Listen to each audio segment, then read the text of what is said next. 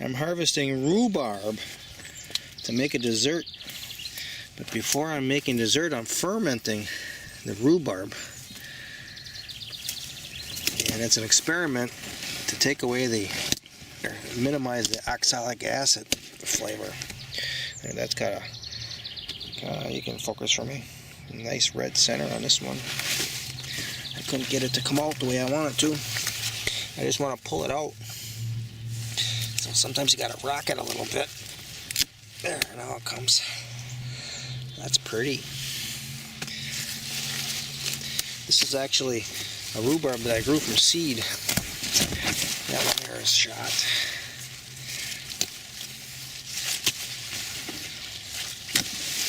It's growing here in the shade. And I noticed the rhubarb growing in the shade seems to be less acid.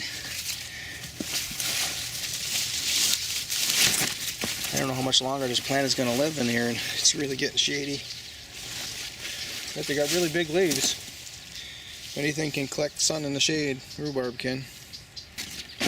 Rhubarb is edible pretty much all year long. I think the only issue is the amount of oxalic acid that's in it.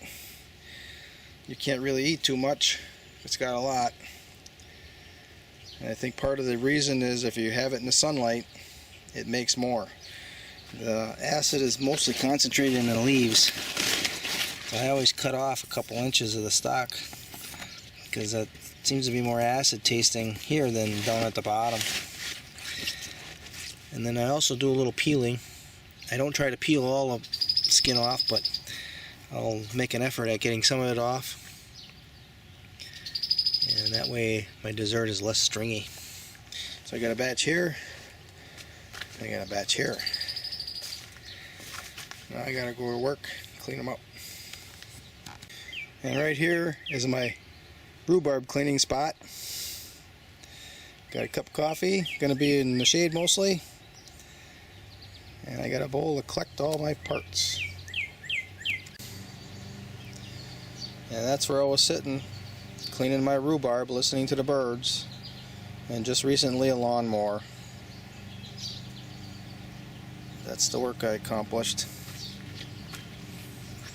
So what I'm doing is I'm going to save the juice from the ferment that I have going on now, fermenting rhubarb pieces just like this, and I'll use that juice in with the new rhubarb, and then the rhubarb that's been fermented for 2 days, I'm going to make a dessert out of it with bananas. There's the leaves. It's all going to be mulch. I didn't even drink that much coffee. I just kept right on going. This is the fermented rhubarb pieces that fermented 2 days, and it's a huge success. The acid has definitely been lessened by a great deal. And then I fermented it with these spearmint leaves, and you can definitely taste the spearmint. That is cool. So now I'm going to do another batch. Actually, I got enough for 2 more batches. And I saved the juice of the ferment that I did here in the last 2 days, and I'm going to pour that juice into this jar, and that'll kick that off a little faster.